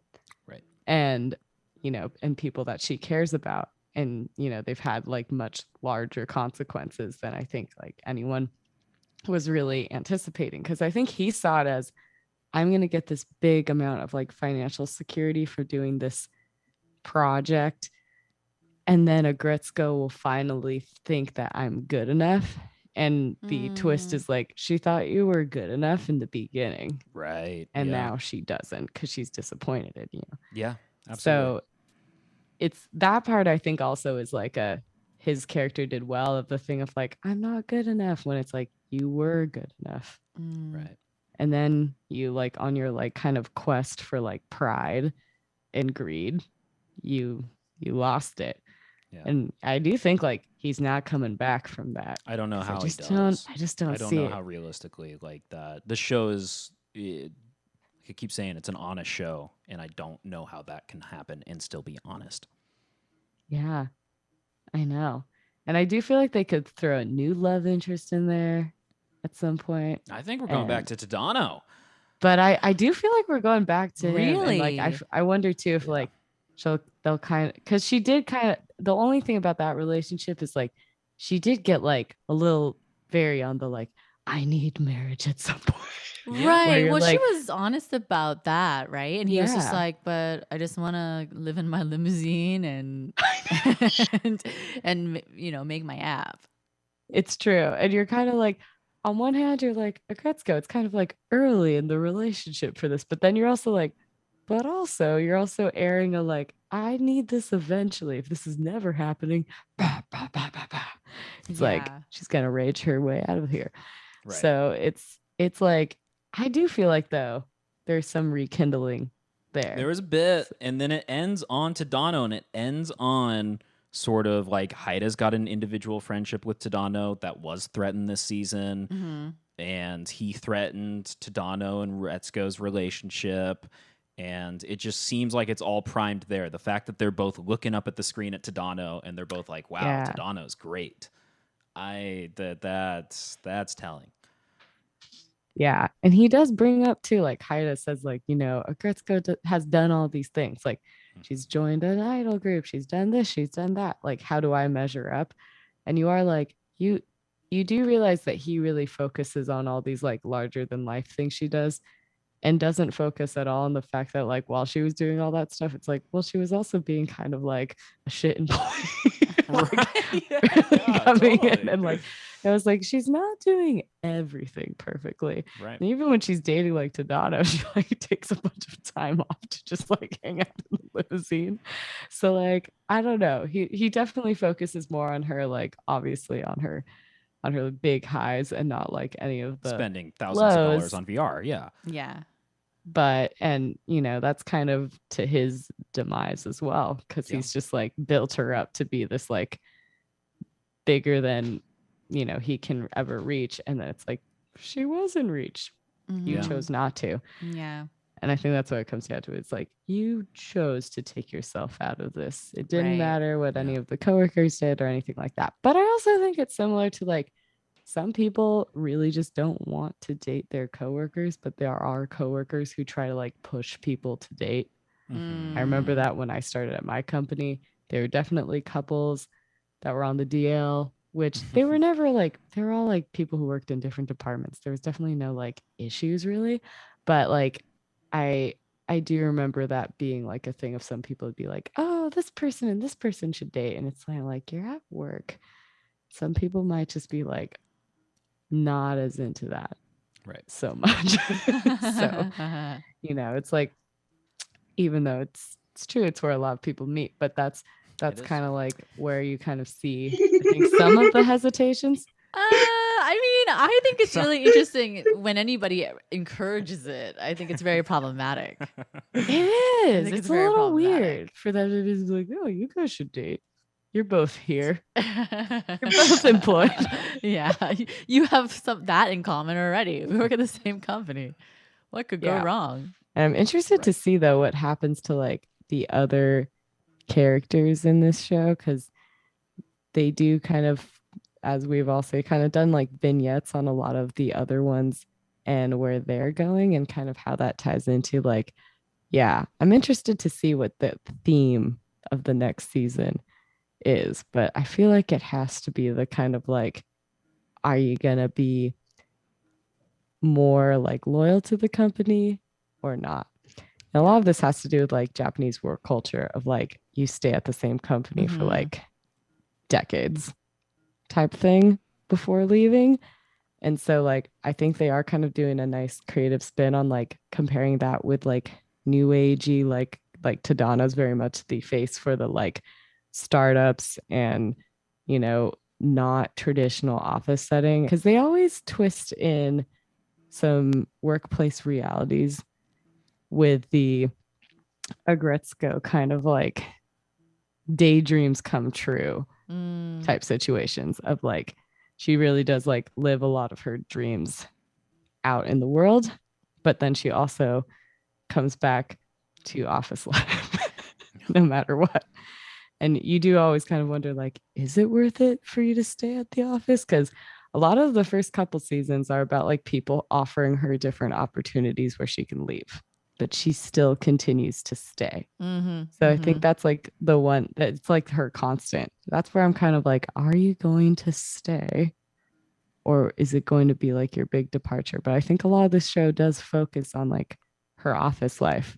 So they want to incorporate a way where she like kind of keeps that part of herself while also, you know, finding her work-life balance. Like I think that's like a big part of the show is like her figuring out how to do her like passions, but also keep the comfort of her kind of cushy job.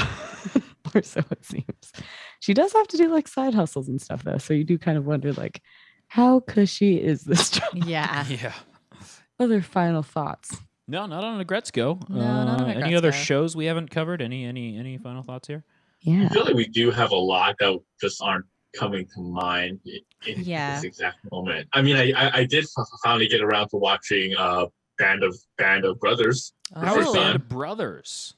It is excellent. Yes, it is. It is excellent. Like Damian Lewis kills it, and it's just a fun watch. When you first start off, it is a very dense because in the show there are a lot of characters, and then you don't think you're gonna be able to like, keep up with like this collection of like 30 or so characters that come in and out who all look very similar, all like brunette Caucasian men, but they do a good job of giving each one their time to shine.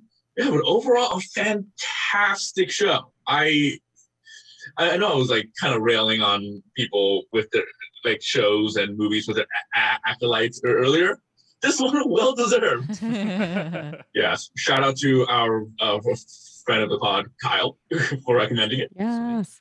I know. I think the only other shows I'd shout out as like, you know, listeners digest type things is there's the new season of Yasahime out. That's like a sequel to Inuyasha. So if Daniel decides to finish Inuyasha, I will finish Inuyasha. can also- I've gotten further since our episode. woo! There You can was also a long finish the sequel season. no. There Like, were eventually. I'm down. I'm really invested. I really love it. I realized when we were going to try to fit another episode in for this year for the rest of the series that I was going to have to make some cuts.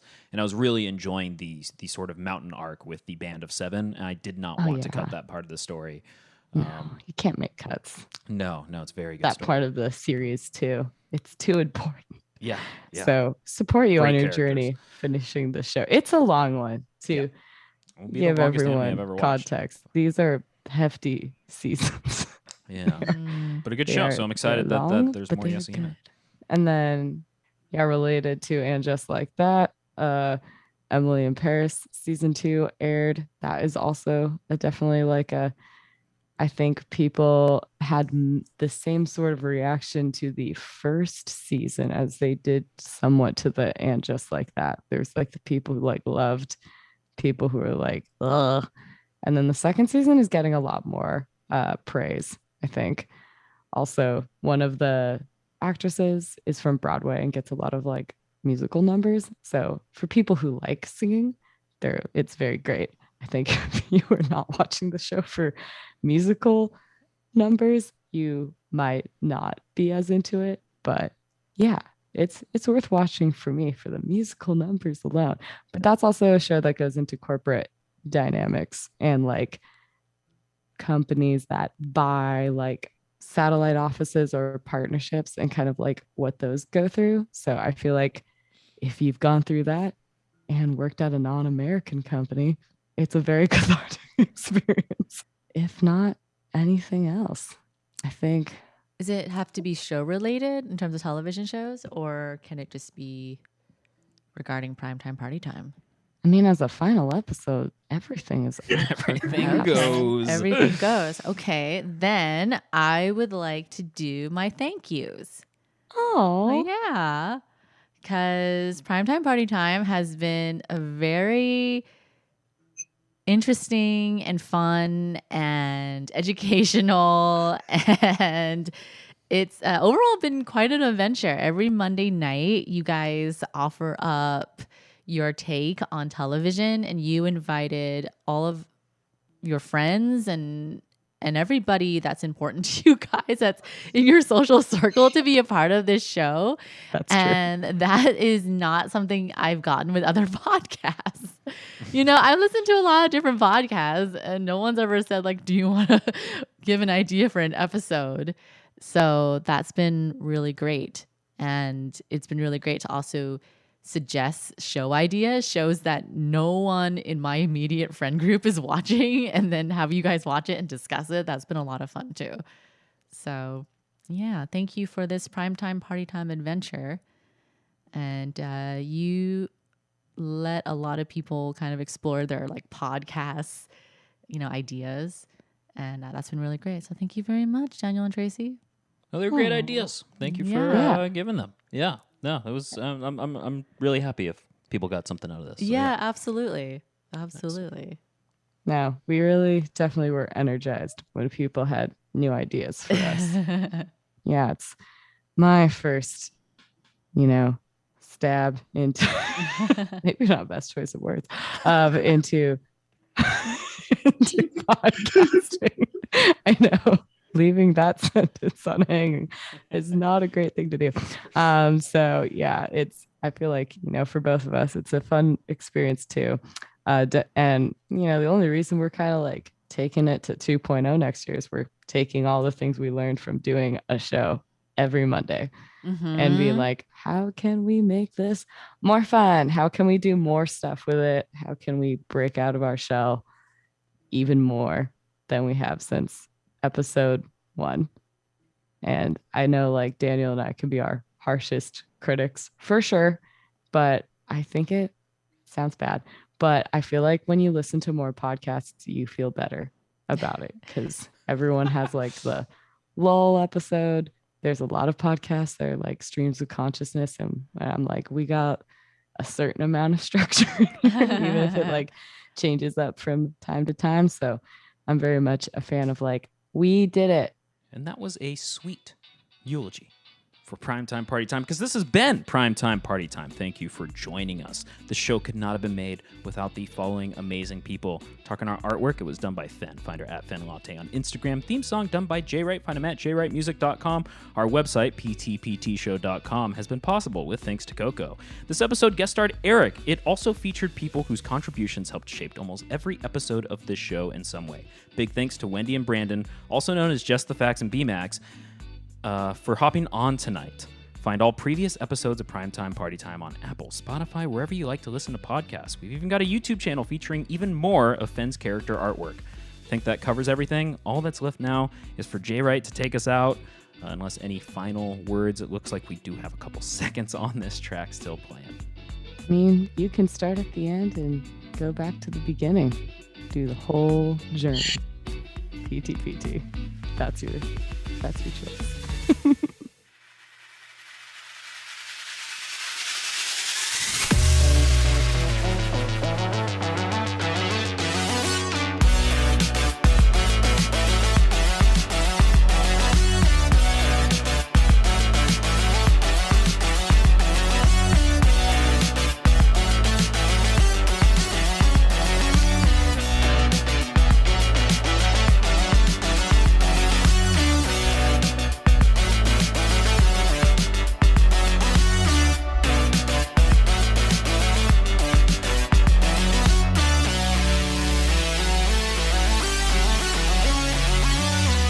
Sweet. That's a wrap. I mean, like, maybe we'll keep the theme song for. We should probably keep the theme song. Yeah. Show. She could keep the I'm theme still song. not tired of it. Yeah. Jay Wright, music.com. I think it is. I don't know. I've said it 42 times. Yeah, jaywrightmusic.com. Yes.